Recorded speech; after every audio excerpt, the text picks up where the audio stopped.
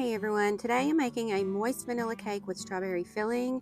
This has got to be one of my new favorite cakes. The cake is super moist, and then you've got the combination of the strawberry filling with the whipped cream cheese topping. It's just so good.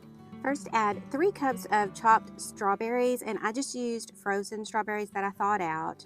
Then add a ½ cup of sugar and 1 tablespoon of lemon juice, and you're just going to mix this up in a small saucepan. Make sure that the sugar dissolves completely and just keep stirring it as you heat it, and just heat it on medium at this point. And then take a potato masher or something similar and then mash up the strawberries a little bit. Then you want to turn the heat up and bring it to a simmer, and you want to simmer it for just a few minutes and just keep stirring it. And at this point you want to add a ¼ cup of warm water to a mixing bowl or a mixing cup, and then add 2½ tablespoons of cornstarch, and then take a fork or a small whisk and mix that up until it is completely all dissolved together, that there's no lumps in it. So now just add this to your simmering strawberries, and it's going to thicken it up pretty quickly, maybe in about a minute or so. Just keep stirring it until it thickens up. So once it thickens, just take it off of the heat. And at this point, you can add a drop of red food coloring if you kind of want a brighter red color. And you want to let it cool completely, and then put it into an airtight container that has a lid.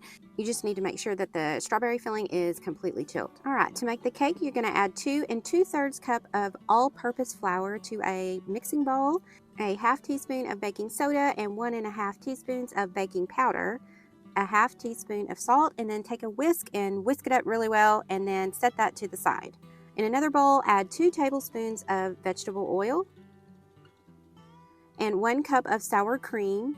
If you don't have sour cream, you can try using full-fat yogurt instead.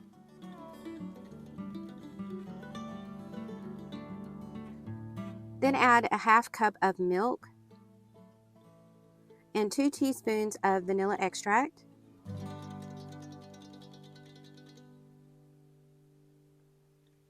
Now just take a whisk and mix that up until it's really smooth, and set that bowl to the side. So next you're going to want to add 1 cup of unsalted butter to a large mixing bowl. Make sure the butter is room temp, and then add 2 cups of regular sugar. And now you're going to whip up the butter and sugar for several minutes because you want it to become light and fluffy.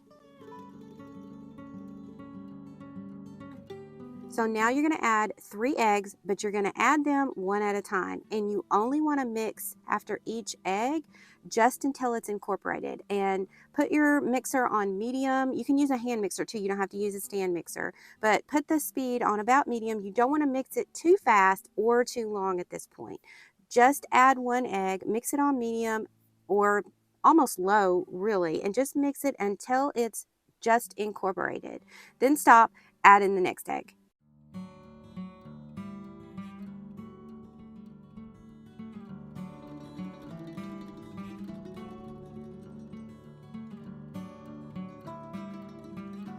So once you've done this, now you're going to add in the dry and liquid ingredients alternately. So you're going to add the dry ingredients first. So add about 1/3 of the flour mixture and just mix until it's just incorporated. Remember, you don't want to mix too long.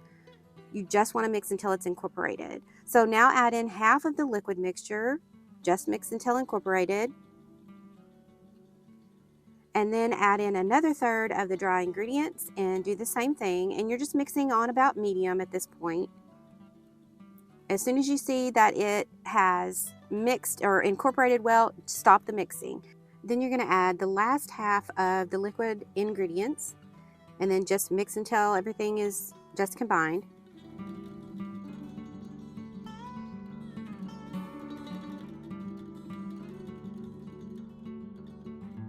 And last, you're going to put in the very last of the dry ingredients and do the same thing.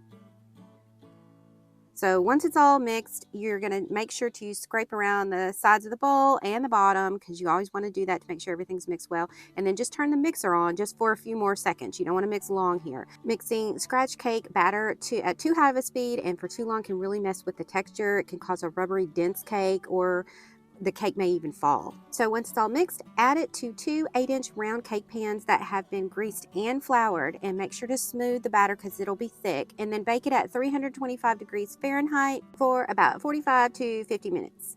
Once baked, set the cakes in the pans for about 10 minutes on a cooling rack, and then take the cakes out of the pans and let them cool completely on the rack. To make the frosting, you're going to add 1 8-ounce package of cream cheese and 1 cup of unsalted butter to a large mixing bowl, and mix those together real well. Make sure they're at room temperature so they mix together better. Mix it until smooth, and then you're going to add 1 teaspoon of vanilla extract, and then you'll add 5 cups of confectioner sugar, and I'm just adding a little bit at a time so that it doesn't go everywhere and make a big mess. So just keep adding the confectioner sugar and mixing in between additions. And then once everything's added, you're going to whip it up for a couple of minutes until it's really light and fluffy. So to assemble the cake, you're going to add a layer of the cake on a cake plate or a platter, and then add a layer of the frosting. Then pipe an icing dam around the perimeter of that layer. So this will keep the filling from squishing out all around the cake. And you can just use a piping bag, or you can use a Ziploc bag for this. Either works. So now you want to add in the strawberry filling and make sure that it is chilled. If anything is hot at this point, your whole cake's going to fall apart. So make sure that everything is either chilled, and the cake can be at room temperature actually. So add your filling however much you want. You can add it all or save some for the top. Place your second layer of cake on it, and then cover everything with the frosting. You can even pipe some borders around the top, around the bottom, and if you have any strawberry filling left over, you can add that to the top of your cake, or you can save it and eat it on toast throughout the week. It's really good that way too. So just decorate the cake how you want it. And I hope you love this one. This, like I said earlier, is one of my favorites now. I really love it. The cake is so soft and moist, combined with the strawberry filling and the cream cheese whipped topping. It's like strawberries and cream heaven. Okay, y'all, happy cake baking, and I will see you next time.